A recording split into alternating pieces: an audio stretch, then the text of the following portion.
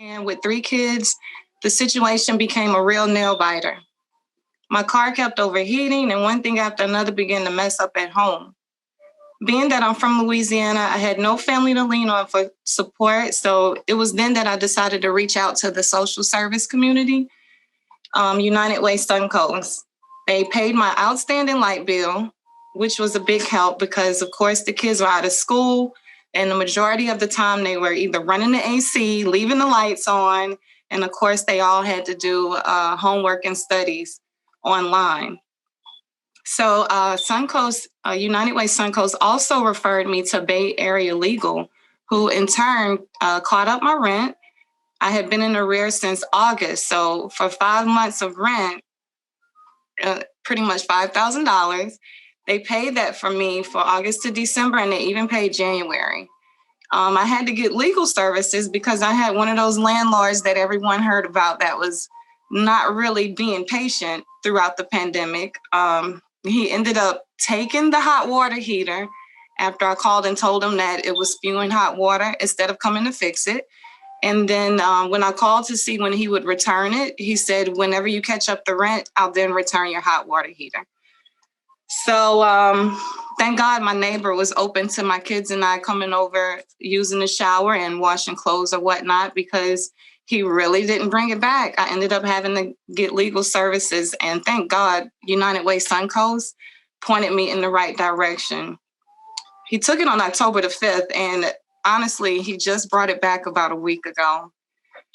Through it all, I kept my faith, I kept my determination, and I was an example for my children. Of course, they sat back and watched everything, and they watched how I handled everything.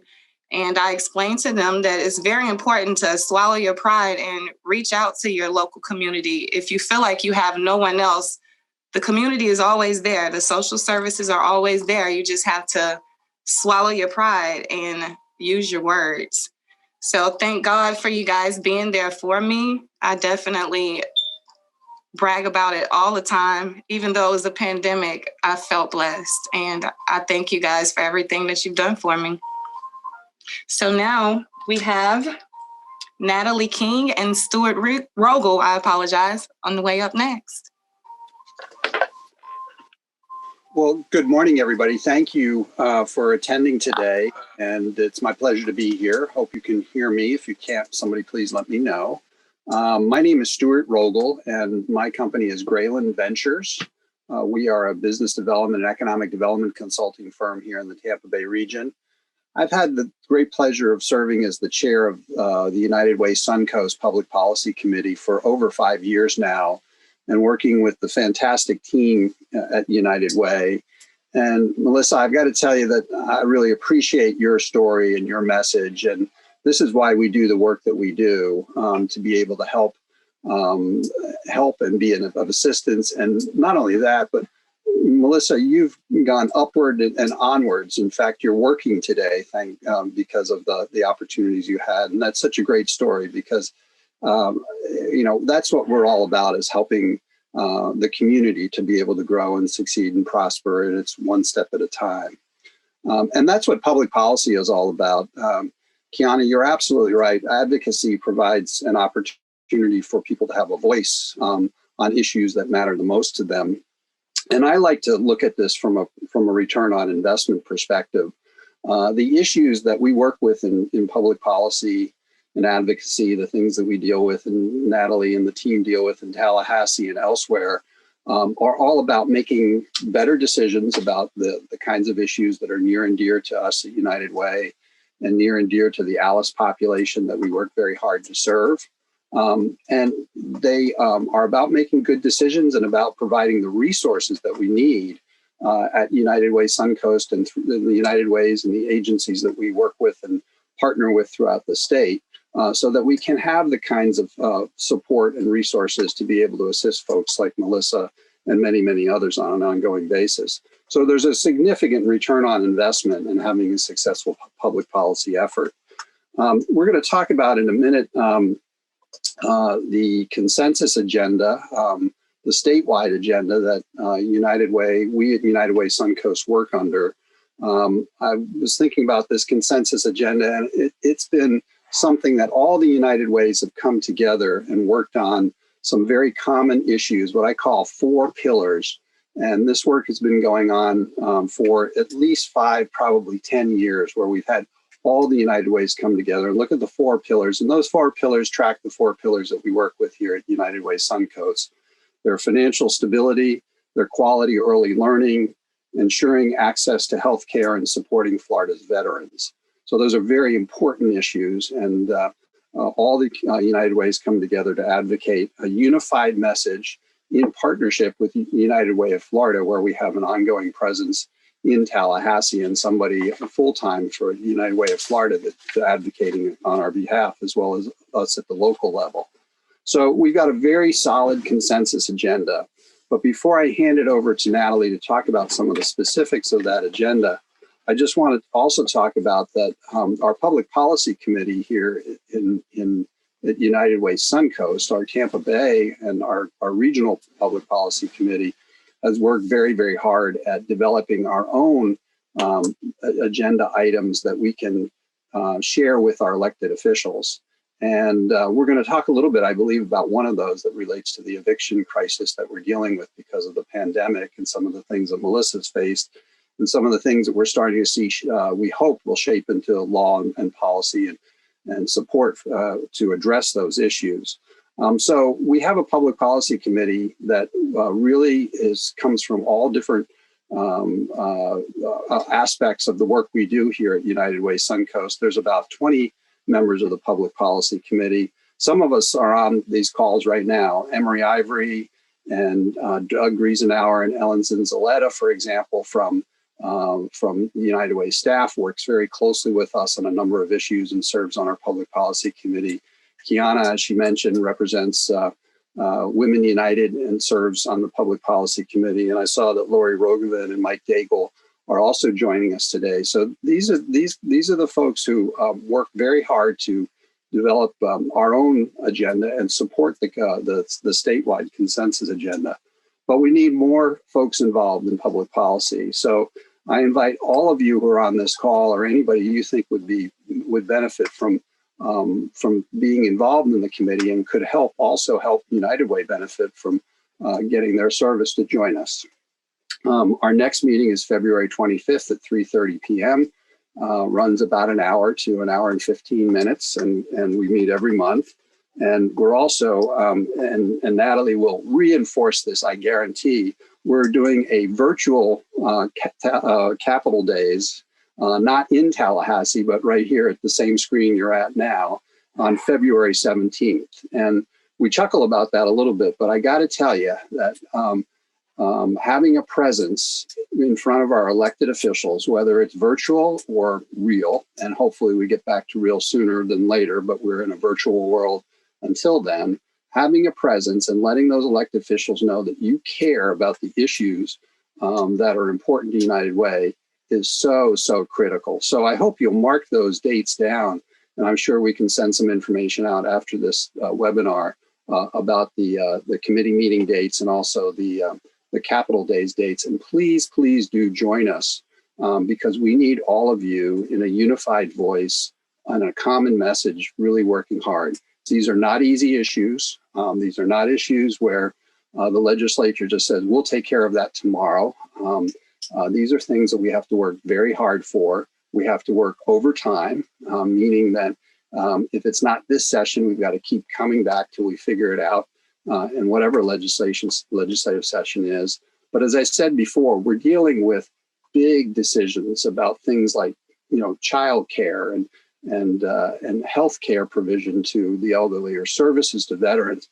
And the price tags on some of the dollar asks that we have are huge. And, if we were thinking about this in a fundraising terms, we would flip through hoops to be able to raise $20 million to help with child health care in our state.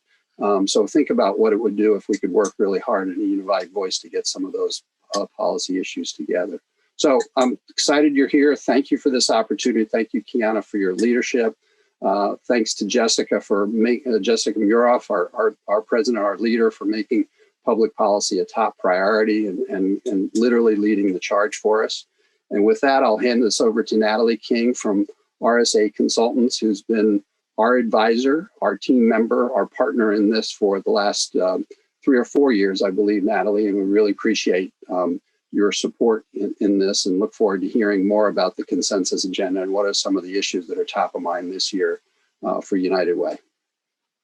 Well, thank you, Stuart. And I will have to, obviously thank Kiana for the great setup and opening. And as has been stated, Melissa, it truly is, you're the why for everything we do. And so, but for your story, bringing the public policy to life doesn't happen. So thank you for being willing to share your story and to be a part of this conversation today.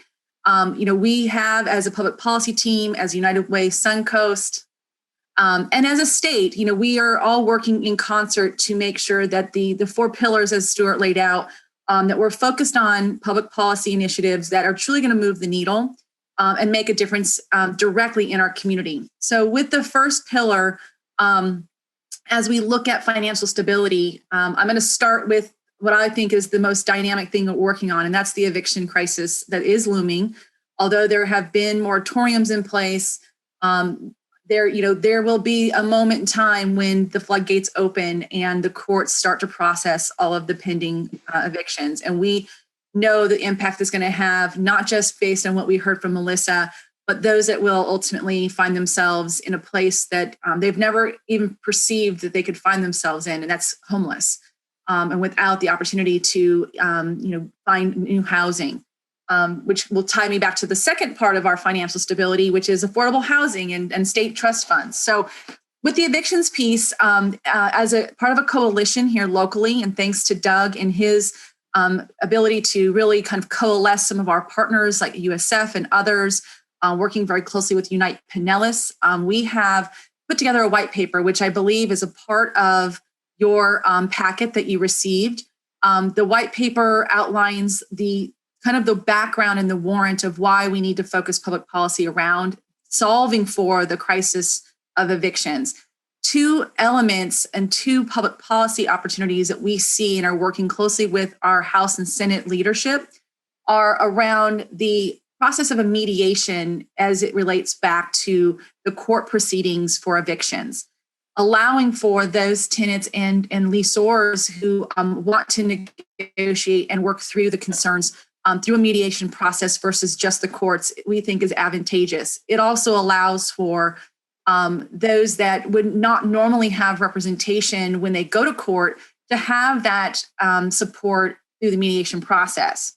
Additionally, the bills that we're looking at will also have, in addition to mediation, can also help remove a barrier. One of the big barriers that we see when an eviction does start to occur and there is a conversation to be had is that there's a requirement in current law that the leaseor, any rents due to them, that the leasee has to put those monies into escrow.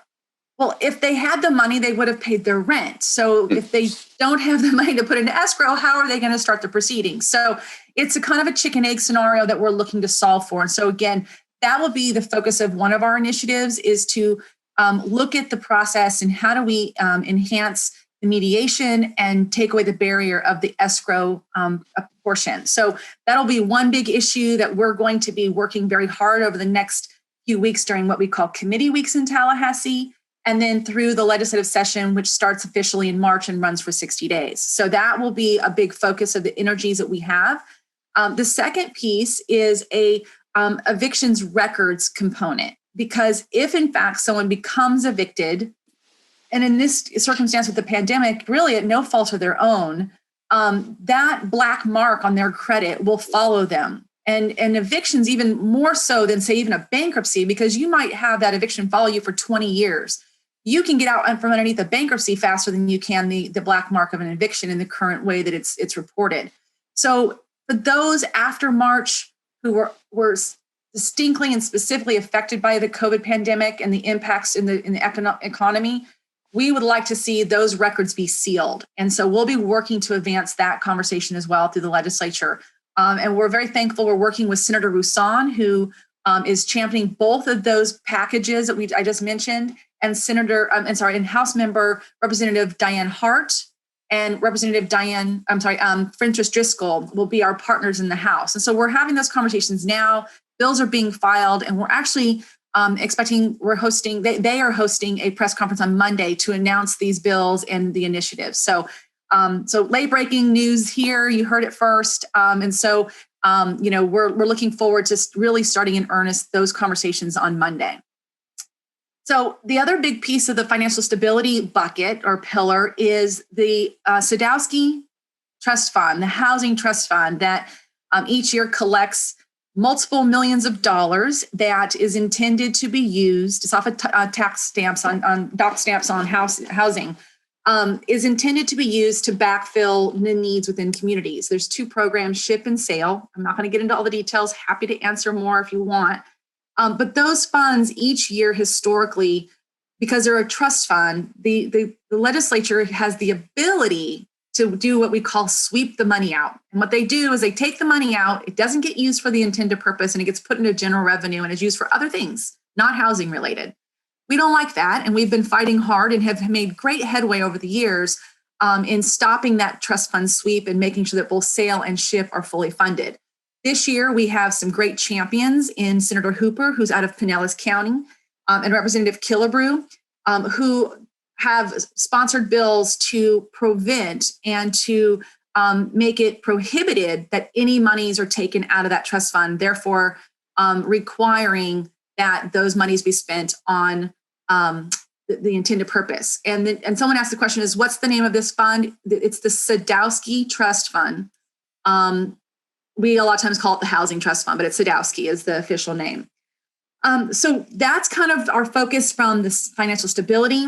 As Stuart mentioned, there's three other pillars. A big one, and I think one that's really important to us, is early learning. And I have Ellen with us on the team. She is our guru on that. The early learning initiatives have been ongoing for many years. Accountability and assuring quality education and access have been kind of the key pieces. And so for several years now, there has been a bill that had come out of some recommendations from a committee who was looking at the early learning process.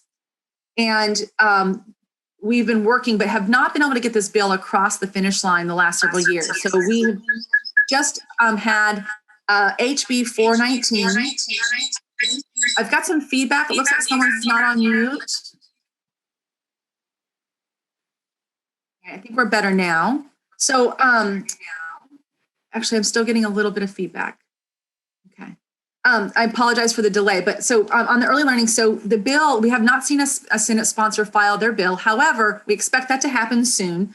But the bill, we'll be monitoring and tracking, and I'll let, when we get to Q&A, I'm going to have Ellen speak a little bit more on the specifics of the bill if there's any questions about it, but I don't want to get into the nuts and bolts of it right this moment. But I know that there'll be some questions when we get to Q&A, and Ellen will be prepared to answer all the good stuff. So that'll be a big area of focus for us in the education space. Additionally, we have in the veterans area, services for veterans and families. It's our Florida 211 network, a care coordination program. We've been very active on this one, especially because the Crisis Center, who is spearheading this as our partner, is in our community. And so we're working with them very closely to assure that this care coordination program, which allows for veterans who are seeking services to have that peer-to-peer contact, which is essential and has been proven to be the most effective way for our veterans to find that home, if you might want to call it, to access services and share their stories and get the connections that they need to be successful in their transition back, and access to services that we have here in the community. And then again, we are going to be very focused on access to healthcare. And I think especially during this time of the pandemic, this is essential, whether it's behavioral health, mental health services, just regular primary care, dental, all of these things have become kind of the word that's used is, what might have been before COVID has been exacerbated by COVID. And I think that especially in the mental health space, I think that the stress of the finances, the housing situations, children not going to school, homeschooling, virtual learning, you name it, there has been a lot of pressure on the family, a lot of pressure on individuals. And I think that we are going to need to really, as a community, come together to support those individuals who would have never, ever had to engage in the mental health system or find themselves in a place they've never anticipated being. So we'll be working, one of the conversations that we continually have, as we did last year, is an expansion of access to Medicaid. This year, the budget is anticipating a 19%, $3 billion increase in Medicaid services costs. That's significant because Medicaid's already about 60% of our overall state budget to start. And so this is going to be an area that we'll be spending a lot of energy in. There aren't any specific bills right now that I'm going to speak to you on, but just know that we will be continuing to look for ways to advocate on behalf of whether it's mental health, dental, primary care, access to pharmacy, and really access to quality health care especially through Medicaid. So just put that on the radar for you. And then I'll stop there on the pillars part and talk about what Stuart said about the local piece. So the evictions component is very much local to us. We are very much engaged on the front line of that conversation. But we also have another project that we're going to partner with, and that's with Bay Area Legal. If you recall, Melissa mentioned that Bay Area Legal was one of the partners that really helped guide her through her time of need. And so we are working with Bay Area Legal on an appropriation request for $500,000, help them get those resources so that they can continue to do what they do and help families like Melissa and her kids. And so that's going to be one of the things that is local for us that we'll be putting our local muscle to and using the United Way Suncoast team to advocate on behalf of. So those are kind of, high level, but not getting fully into the weeds on each specific policy area, what we're working on. And it's important that we're sharing this with you now because, again, we're in committee weeks, session will start, and we'll all start to work towards, what the end of session will look like, how, that is going to come from both a public policy standpoint, but also a financial standpoint as the budget is negotiated. I think that's the big conversation this year that all policy is going to have to be mindful of. The governor just yesterday rolled out his budget proposal. At the end of the day, it is the legislature who is constitutionally bound to have a balanced budget. The governor's proposal is just that, a proposal. It's a guidepost for the legislature because at the end of the day, when they finalize their GAA, as it's called, and they put their budget together, the legislature does, they have to send it back to the governor. And the governor does have veto power. And so if the governor is not happy with what did or didn't get into what they sent him, he can, take his action with his veto pen. So they're going to be thoughtful about what it is that is important to the governor. I think in a lot of ways they will be in concert on many things. For example, the governor is very focused on assuring that education is fully funded. Last year, they had passed legislation and funding for teacher salary increases. That is something that the governor has said as a top priority, that is maintained. So things like that is what we're going to be watching. Although they might not be specific United Way Suncoast or United Way Florida initiatives, they affect all the other things because they're not mutually exclusive. And so, looking at the budget this year, looking at how the governor and the legislature chooses to maintain reserves for a rainy day, where they want to put the funding at and how it's tied back to policy will be something that we'll be monitoring and, sharing with you as appropriate, because at some point, we may need to call you to action. We may need your voice in Tallahassee. We may need you to call or write a letter. And so that's part of what our public policy committee does, is that we review, vet, and make decisions on how best can United Way Suncoast voice be engaged. How best can we be influential and see the outcomes we know are best for our community. And so partnering with our elected officials, partnering with our partner organizations, partnering with folks like you who are willing to volunteer your time and energy and your voice is very important. So with that, we're, I think, actually a little bit ahead of schedule. So, which I think is a fantastic thing, because I think it's more important to hear from you guys with some questions. So I'm going to go ahead and tee you all up. Is if you have a question about early learning and the initiatives that are going on there, either at the state level or locally, if you have a question about how the affordable housing component or the evictions piece, is going to take place, now is the time to ask some questions in the chat. And if not, I'm going to invite Doug and Ellen to spend a couple minutes just giving a little bit of a deeper dive themselves. So if Ellen will, there you go. So any questions from the chat? And if not, I'm going to start with Ellen with early learning, and I'm going to ask her to give us just a brief kind of introduction of herself, and then some of the on-the-ground work that you guys are doing in the early learning space. Hi, thanks, Natalie. It's great to see everyone. I'm Ellen Zinzaletta, and I'm the Director of Education Strategies here at United Way Suncoast. And a couple of years ago, we had a real big win in early learning when a bill got passed that really changed the way that our state managed their school readiness program. And this year, we're excited and we're hoping to get this bill past the finish line. It has just been introduced. And it's to do the same kind of thing for the voluntary pre-kindergarten program, which is our program for 4-year-olds.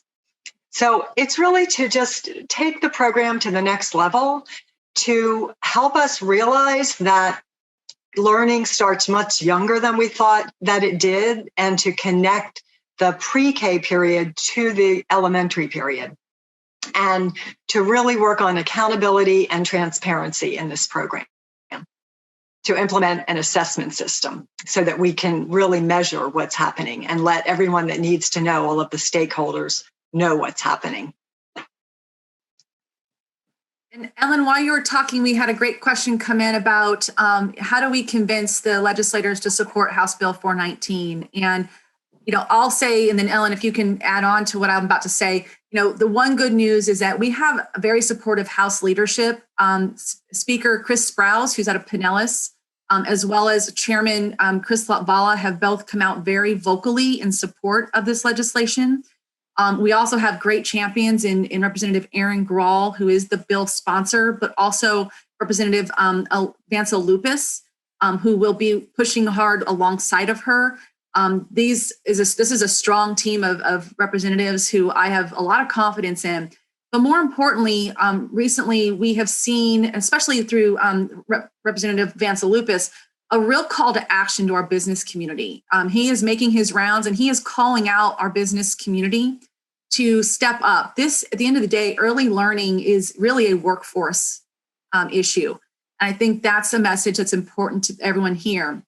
And so that's where it's interesting, because there's a cross section between Ellen and Doug, because Ellen does early learning, but Doug does workforce. So it's not mutually exclusive. I used that term before. And I think that for those of you on the phone listening, think about from your perspective of your organization, your business. Think about early learning from that perspective. Is when you're hiring your staff, those that you employ, your HR managers, this is really where it starts. It's that making that investment on the front end versus having to do remediation on the back end kind of scenario. So, Ellen, anything you want to add to that as far as what's really it looks like and what can our team do? Sure. I saw a question asking what individuals can do. If we all can start talking about the early learning to age 20 system, like we always talk about the K to 12 system, but now the terminology will actually be changed if this bill is passed, so that it's early learning to 20, to help us just raise everybody's understanding. Early learning starts a lot earlier. And this bill, speaking about the business case, this bill works on helping the system function better and helping us know what quality is, and then letting everyone know so that we can continue growing it. Just like a business has to look at quality control. And Doug, obviously I just made the connection back to the workforce and the business case. Is there anything you want to add on that front and, talk about it from your perspective? Sure. I would just echo Ellen's points that all this work is connected and interconnected. I think the thing that we understand while we're doing this work is that, hopefully we're trying to figure out what policies are best for the people who live here. And people are not one presenting case, right? And so when we're talking about building our housing supports, we're making sure that we're, addressing mediation supports so that fewer people become evicted. Well, those families have kids, and those kids have early learning needs, right? I mean, understanding that any one of this work and success in any one of these areas is success for many. And there is a virtuous cycle that comes from these things. And so we're really excited about, how we can build up these partnerships that I would say do happen both through local community convenings around concepts like affordable housing, for example, with this work, and that we can use that to leverage some of these fairly strong policy suggestions that we're making, so that ultimately we can give, again, better lives, whether it's early learning or a roof over your head, getting these supports for people in our family to be able to be successful. And so as a follow-up to that, the question generally kind of overarching is, how does this pandemic truly affect this agenda? And it directly affects it, because every policy decision that's made, the decision not to sweep the funds from the Sadowski Trust Fund to put in general revenue means that they've got to figure out, when they were taking that money before, where are they going to get it from now, if not from Sadowski? If they implement, the early learning program, there's what's called a fiscal impact that's assigned to it. It costs money to do these things. And so, it's like any year in Tallahassee, there's a pull and a push that happens. There's X amount of revenue and there's Y amount of spending, and the what in between matters. There are a lot of things that our government does that are very essential. We have very diverse, vulnerable populations, the disabled, the mentally ill, the young, the old, our senior population, our veterans, all of these things are competing for the same resources, and it's not an unlimited bucket. So when you have a time right now, like we do with COVID and the economic shutdown that occurred, we're looking at, a 90-some billion dollar budget. But with that, our governor has already proposed $1 billion reduction, but it doesn't mean our budget's getting smaller this year. Our budget's actually going to grow because they're mandated to fill the $3 billion bucket or difference increase for Medicaid. So, we're looking at, every ask that we have from a policy standpoint that has a fiscal impact. We have to be able to make the case. We have to be able to demonstrate the ROI on it, as any business would have to do with any investment. We have to be able to show in early learning that $1 spent in early learning is saving X amount of dollars on the back end. And we can do that, by the way. So that's the good news, is that the research is there, the data is there. It's both quantitatively and qualitatively, it's demonstrated and proven. So it's not a matter of that. It's just making sure that our story's being told, and more importantly, heard. And because, the one thing I have learned over and I hate to admit this, I've been in Tallahassee 16 sessions now. It's just too long. Is that, we have a few challenges that we face in Tallahassee. One, it's a revolving door. Members are term limited. There's a change in the guard. Staff moves around. There's each 2 years we have new leadership who have different priorities than the leadership prior 2 years. And so all of those factors, really put us at either an advantage or a disadvantage with our issues.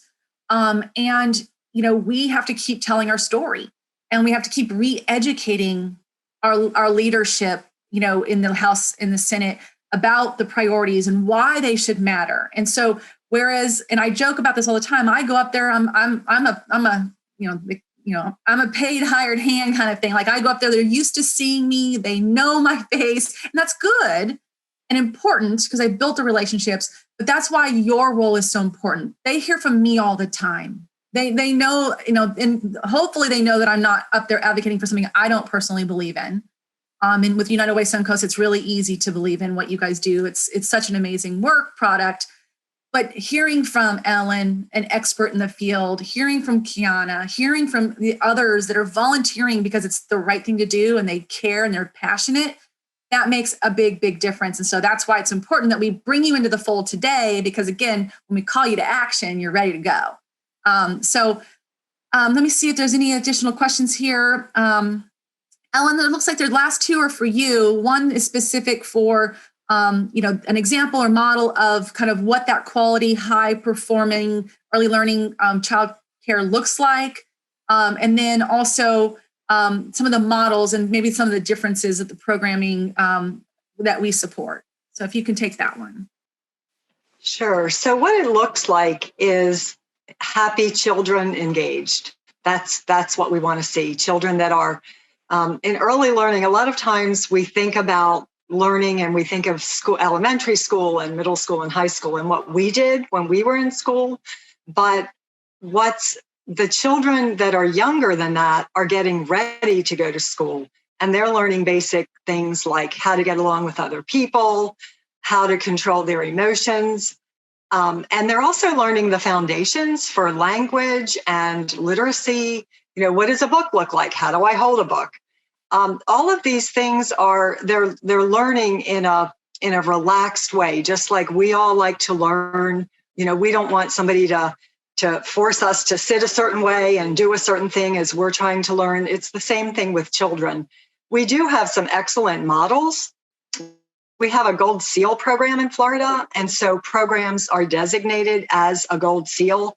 So if anyone wants to actually and visit a program and see it, that's pretty easy to do. You could email me and I can tell you programs, or you can go online and just look for Gold Seal programs. Many of our universities have model preschools because seeing it is really the most helpful thing. As I forget what the other question was. What was the second question? I think you answered. It was basically what great learning models and why those make a difference. So I think you've kind of covered it. Okay, well, they make a difference because they are actually helping the child's brain develop. Starting at birth, the experiences that a child has actually change the structure of their brain and the connections of their brain. And one of the things we're really grappling with COVID and with the high rates of ALICE populations and poverty in Florida is that a lot of families simply aren't able right now to provide their children with a safe, secure, comforting environment. And for a lot of children, the preschool center or the child care center is where they are all day. And they have special needs that have been caused by the pandemic. Moving around, being homeless, not, having their parents stressed out. And so it's really important more than ever that we have quality childcare to help them have a nurturing, consistent environment, 8 to 10 hours a day, so that their brain and their skills can develop and then they can start school ready to learn. I would like to can I just add one thing that came up earlier? If anyone were to be asked about the bill for this year, and if anyone were to be asked about the amount of money for this system to help us really monitor and be transparent about the VPK program is less than 1% of the budget for the VPK program. And it's such a tiny drop in the overall state budget that, any business has to spend a little bit on their quality control for their business, or they won't have a business after a while. And it's the same thing. So this is really a small amount of money compared to the overall program budget. Thank you, Alan. And then just one, I want to share, it's similar but different, a little kind of late breaking news. And then Doug, I'm going to kick it back to you because we have some questions on the housing side and our partnership with the Habitat for Humanity. But just late yesterday, Speaker Sprowls, along with the bill sponsor, Troublesly, released HB3. Now, just so you know, when a bill comes out and it's like 1, 2, or 3, it means it's pretty important because they held those spots early in the process, at least the leadership did. And HB3 is a home book delivery for elementary students. And this program, this initiative is intended to do a few things: book delivery, organize the state, partner with school districts, engage parents, and enlist community support. And it's designed so that they're calling it the New Worlds Reading Initiative. So I haven't even had a chance to send this to Ellen yet. It literally, it's late breaking. So I won't get too far into it, but I will tell you that it's a pretty exciting thing. Basically, 43% of Florida third graders are reading below grade level. and in the state of Florida. And this statistic, which I'm sure is alarming as to you as it is to me, it puts us in a place where 88% of high school students who do not graduate, it's because they were struggling in third grade. And so you can see that there's a direct correlation. And so this initiative is going to really try to really focus in and hone in on this one piece. So this will be, I think, something that we'll all, as advocates for our kids, advocates for early learning, early reading readiness, I think this will be HB3. Just know that more information is to come. I haven't even read the bill yet because it's that late breaking, but I can tell you that based on what I'm looking at right here in front of me, this is going to be a bill that we're excited about and that we're going to want to talk more about in the near future. So with that, Doug, a couple questions for you. If you want to go ahead and kind of give us a little bit of a spiel on kind of the things you're working on, Habitat for Humanity, and some of the questions that you've seen come through. Sure. So I'll address the question that did come through asking, addressing affordable housing crisis, what's your relationship with Habitat? I'll tell you, it takes all hands on deck in order for us to get movement on this. So, we have good relationships with Habitat for Humanity. We have good relationships with Bay Area Legal Services, Gulf Coast Legal, Tampa Housing Authority, and other housing authority groups, because it really does take everyone to get this done. To get an understanding of the magnitude of what we're talking about when we're bringing up these bills around evictions and mediations, is that starting in March, when the eviction moratoria came into play, there have since been 9,000 evictions filed between March and now in the Tampa, so the Hillsborough, St. Peters, or Pinellas areas. That's 9,000 cases. But if you looked at the Tampa Bay's regional competitiveness report, it says there's 111,000 houses, affordable houses needed in our area. And the real fact of the matter is that we were in an affordable housing crisis before the pandemic, and then COVID happened, causing so that people who got kicked out of their homes, instead of just having the trauma of getting kicked out and things like that, they also were much, much more at risk of infection. And so when we talk about how we can get this done, the answer is through literally everyone who's possibly able to help. And so we're big supporters of the advocacy of our local partners, our local nonprofits, our local government groups who are addressing affordable housing. But it has to be a yes and. It's them as well as these supports that we have in building out our stronger eviction protections. Again, these mediation supports are ones that are beneficial both to landlords and tenants. They've done studies of about, I think, 14 or so nationwide mediation programs, and found that mediation tends to be successful for both parties involved. Mediation for again, the nitty-gritty, if you will, is a process where both parties can discuss and come to a mutually agreeable term. But if either party disagrees, you can cut that off. But we found that in a lot of studies, about 70 to 75% of mediations go toward conclusion because they're beneficial and useful for both parties. And so what's nice is that this is a solution that benefits both sides, while also addressing the eviction and housing crisis. And so in terms of some things that we're doing through United Way, again, we're obviously championing these eviction bills, but we're also partnering with our local communities to see if we can get more supports for the housing that's in place right now. So we've been in communication throughout this year, helping when the COVID CARES dollars came around in 2020, giving some of those supports to housing. As some new monies hopefully come in, being able to address those and realign those to other groups and other individuals. But ultimately trying to figure out what tools do we have in play to address this problem, because the scope of the work truly is mind-boggling. I mean, when you look at evictions and try to understand the concept of evictions, being at 9,000 evictions since March, when there should have been no filings, is one thing. But understanding the over 100,000 individuals that are in need of affordable housing, it's truly a massive scope problem that requires intervention. And I'm really excited about these bills. I'm trying to contain myself, but I usually am fairly more jubilant because there is a lot of movement that can come from these bills that we have on the floor to cause real community change for people who ultimately get kicked out of their houses otherwise. And so again, we're really excited to be working with community partners and with other groups to be promoting these bills and to be promoting this work really from every single level. So any other questions? Because if none, we're way, way, way ahead of schedule. So we can start making up stuff if you guys want us to. But Any additional questions? Or Stuart, any comments or any, thoughts that we've missed that, are burning for you? Yeah, Natalie, just sort of build on what everybody's talked about here as we add up you add your questions to the queue. Doug, I'm glad you talked about the State of the Region Competitiveness Report, and it was just posted up in the chat.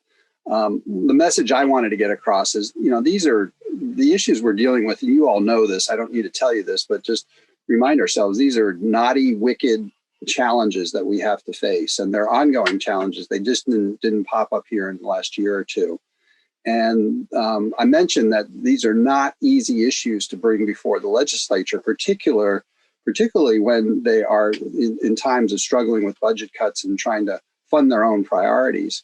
So, having sessions like this, having a common message, really educating ourselves on the issues, making sure we know what are the critical things that we want to get through, and all speaking in a unified voice is absolutely important.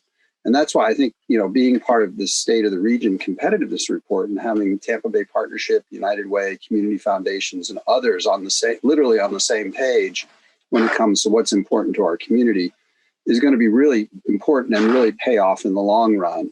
My experience in Tallahassee is that, and Natalie mentioned this, that it's a revolving door of players because elected officials come and go. They term limit out. They choose not to run. They move seats and what have you, and staff changes as well. So the consistency and the continuity is something that the advocates and the champions for these issues have to carry on. And so it might not take a year, it might not take 2 years, it might take 3 years before we can get some of our initiatives out there. But that's why it's so important that we're all unified, speaking of a common voice, whether it's through the consensus agenda that all the United Way support, whether it's through understanding what are the key issues in Tampa Bay and bringing our partners into this, and also understanding what the partners' needs are, and picking those vital few issues that we feel like we can be successful and are critically important to our mission. Is something that's really important. So it's very important to stick with it and have a unified voice. Thank you, Stuart. And again, not seeing any additional questions. I can go ahead and just give I'll give you what I consider my parting thoughts. Again, we as United Way Suncoast will partner with our United Way Florida team. But I think that United Way Suncoast is in a unique position right now. And I've shared this a couple times with maybe some of these folks on this call. Tampa Bay has been very blessed over the last several sessions with some true leadership, kind of growing out of our community. For example, right now our House Speaker is Pinellas County, Chris Sprouse. Our Senate President is out of Pasco, Hernando with Senator Simpson. We have ownership in a sense of the current leadership team. In previous years, we've had Corcoran, we've had Will Weatherford, we have had Senator Galvano. Tampa Bay has really been well positioned with those relationships, and so we look forward in the future. We have very dynamic friends, coming up behind the current leadership. Senator Pasadomo. Out of the Fort Myers area. So even though she's at the bottom of our territory, she's still one of ours. Representative McClure out of Hillsborough County is going to be very important to future House Speaker Danny Perez out of Miami. He's been instrumental and will be very well positioned. And I think that with that mindset is understanding that, who are in those seats, especially in the House, by the way, really does matter to us. And so, it would almost be irresponsible of us to not make sure that we are establishing and maintaining those relationships and using those relationships to advance the initiatives we know are so critically important to our community. And so, as you think about that, one of the questions earlier was, how can you help, basically, boiling it down, be it on early learning or any issue. If you have those relationships, these folks live in our communities. They go to the same Publixes and Winn-Dixies that we go to, and the same Walmarts and the Targets. And their kids play sports and go to the local schools. And, if you have relationships with any of these folks, let us know. We want to know that. We want to know that we can take advantage of you when the time comes.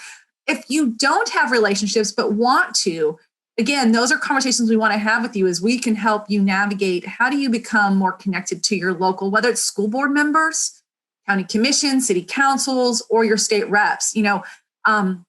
Because again, I mentioned this earlier, they're used to seeing me in Tallahassee, but I will promise you this. Hearing from you means more to them than hearing from me. I'm just a necessary evil in the process, right? They like me, it's fine. They take my calls, but where we can make you stronger, where we can, help you make those connections, it's a 1 + 1 = 3, and we can all be better for it. So please know that we need you, we want you, and we will help you figure out how to better connect back to your school boards, your counties, your state reps, and be, very involved with that. So with that, I don't see any additional questions. So I will stop talking and hand it back over. Thank you to all of our guests. I just learned so much information. I have notes here, so much work to do, my goodness. Regardless of where you are in your advocacy journey, taking the time out to get educated on the issues really speaks volumes about your commitment to our community, and we really thank you for that. Anyone who's been associated with United Way in any way, shape, or form has heard about ALICE. We talk about ALICE and advocating for ALICE, which is asset limited, income constrained, and employed. But today it got personal. All right, for me, I'm sure it got personal for many of you. Thank you, Melissa, for your transparency and your resilience. Your story truly inspires us all to do more. Thank you to Emery and Stewart for your commitment to the Public Policy Committee and all the important work that you guys do day in and day out to keep this issue moving forward. Thank you to Natalie, Ellen, and Douglas, because your advocacy work and boots on the ground in front of those key decision makers really helps to ensure quality of life and dignity for all of our neighbors. And of course, to Amanda and Women United, your tireless dedication is something that will continue to motivate us all to continue to do more for our community. And I would be remiss without thanking Jessica for your leadership and creating space for these types of important conversations. If you all recall, the focus and title of the event was Advocacy in Action. And so we're mentioning that because this session is not an isolated event. The United Way Suncoast is really committed to public policy and community conversations. And so now is the time to put that advocacy into action. We've gotten so many tidbits. Let's get out there in the community and talk with our decision makers and our elected officials in that unified voice to make sure that we're all on the same page. Thank you again for attending. A survey will pop up on your screen when we close the webinar. If you have any feedback, we'd love to hear. Thank you for helping us all live united. Make sure that you're out there getting advocating, getting involved, or giving. Thank you.